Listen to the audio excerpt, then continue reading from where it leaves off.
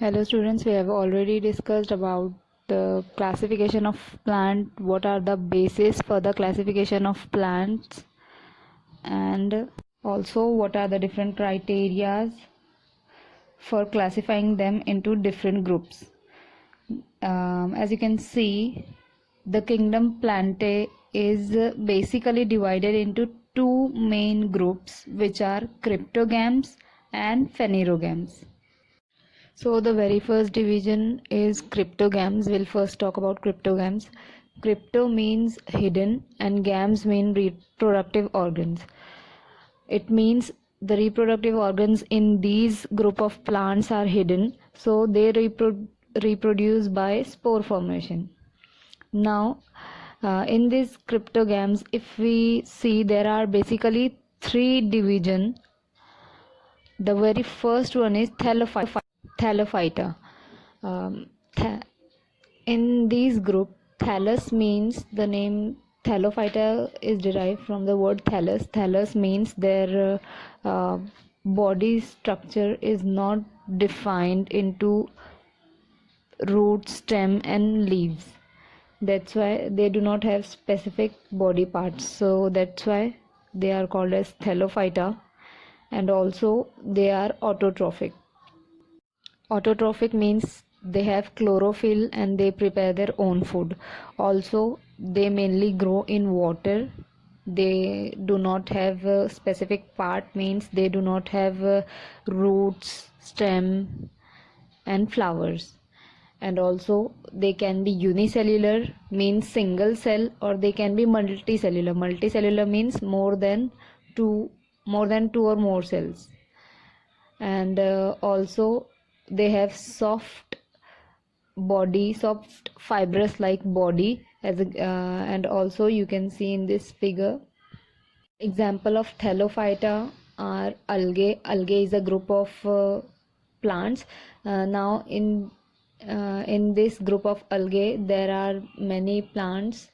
For example, you can see here ulva, chara, and spirogyra. These are the different types of algae which are the examples.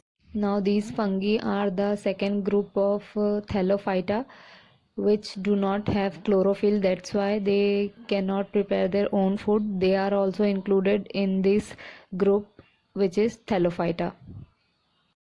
Now next division of cryptogam is Bryophyta. Now these groups of plants are called as amphibians. Why? Because they grow in moist soil but they need water for reproduction. Therefore they are called as amphibians of kingdom plant. And as you can see here, they are multicellular and they are autotrophic. Multicellular means they have multiple cells, and they are autotrophic means they prepare their own food.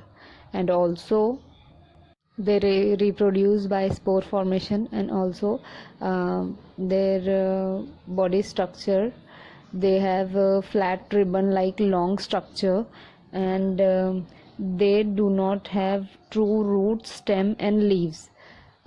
Instead of roots they have rhizoid, small roots which are called as rhizoid. Also they have small leaf like part, but it is not fully developed. As you can see, these are the example of Bryophyta, Funaria, Mercantia, and Anthoceros. As you can see here, small root-like structure, rhizoid, and leaf-like parts. Now the last division of cryptogams are Pteridophyta. It is written with P, but P is silent, so we read it as Pteridophyta. Do not mispronounce the terms. Pronounce it properly and learn the spellings also. So in this group, plants are different from both the groups which we have studied, that is Thallophyta and Bryophyta. You can see, unlike Thallophyta and Bryophyta, these group of plants have well developed roots, stem, and leaves, but they do not grow flower or fruit. Flower and fruit are absent on this type of plants, and also they reproduce by both the methods, spore formation as well as zygote formation.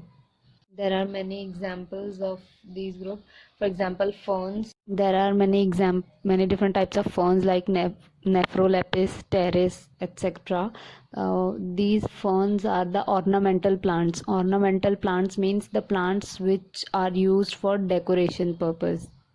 Okay, so today we have completed with our first division of kingdom plantae, that is cryptogams. In next lecture we'll see about phanerogams. Good afternoon, students. Now we are going to start with our next topic, that is phanerogams. In previously we have discussed everything about cryptogams and all the three categories in which cryptogam is divided. Now our next topic is phanerogams. Now the plants which are included in phanerogams, they are the plants which reproduce by seed formation, and also this seed contain stored food and embryo inside it. As you can see in this figure, it has embryo and stored food. So this stored food is used for the initial growth of the plant. The food stored in this seed is used for the growth of plant. So with the help of these food, the leaf grows and then plant is formed. Now as you know that phanerogams reproduce by seed formation. So now these plants are then again classified, these phanerogams are classified into gymnosperms and angiosperms on the basis of whether the seeds are naked or the seeds are covered. Gymnosperms include the plants which have naked seeds. As you can see in this picture, these brown color are the seed of the plant. This is gymnosperm, which seeds are naked. In angiosperm, the seeds are covered inside the fruit. As you can see here, this fruit has seed inside it. So this is, the seeds are covered by fruit. These are included in angiosperms. Now first we'll talk about gymnosperm. As you know, gymnosperms have naked seed. The name has thus given gymnosperm. Gymno means naked and sperms means seed. So that's why gymnosperms mean naked seed. As you can see here, these are the examples of gymnosperm. So in this figure you can see gymnosperms has certain characteristics. Their stems are without branches. Their stem do not have branches. As you can see, the cycas tree, the stem of the cycas tree do not have any branches, and the leaves, they form crown like structure. Crown like structure is formed by the leaves of these plants. Also, these plants have male and female flower on different sporophylls of the same plant. As you can see here in this picture, sporophylls are shown. So these plants, gymnosperm plants, they have male and female flowers on different sporophylls of the same plant. And also these plants do not form fruits. They do not produce fruits. Example of gymnosperm are Devdar tree, Morpankhi, and as you can see, Cycas. Now next we are going to learn about angiosperm. As you know, angiosperm, angio means covered and sperm means seed. So the plants included in angiosperms have covered seeds. Now how seeds can be covered? As you can see in this picture, here fruit is shown and you can see the seeds inside. Also you have ate many of the fruits which have covered seeds. So that are the example of angiosperm plants which have covered seeds. Also in this plant, flowers are the reproductive organ. As you can also see in this picture, the picture of flower is shown here and it has seeds also inside it. These flower converts into or form into fruit. As you can see here, fruit is also shown, and then seeds are formed within the fruits.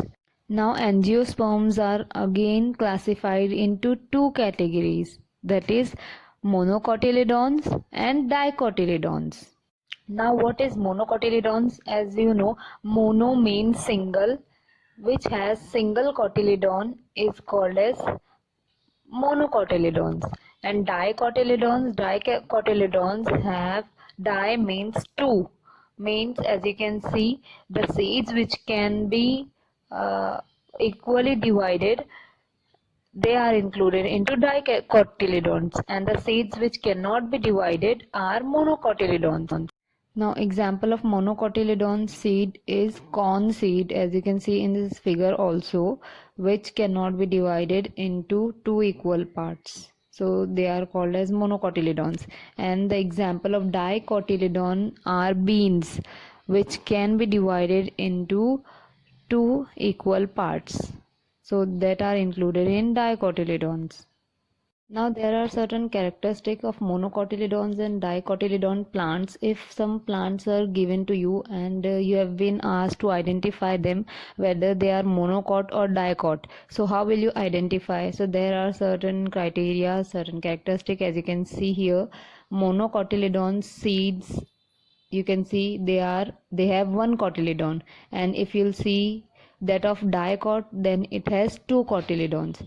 And also the roots, you'll see the roots in monocot, they have fibrous root, and the roots of dicot, they have tap roots. Now the leaf of monocots, as you can see the upper side of the leaf, they have parallel venation, they have parallel lines like structure in leaves, so they have parallel venation. And the leaf of dicot, the downside one, they have reticulate venation.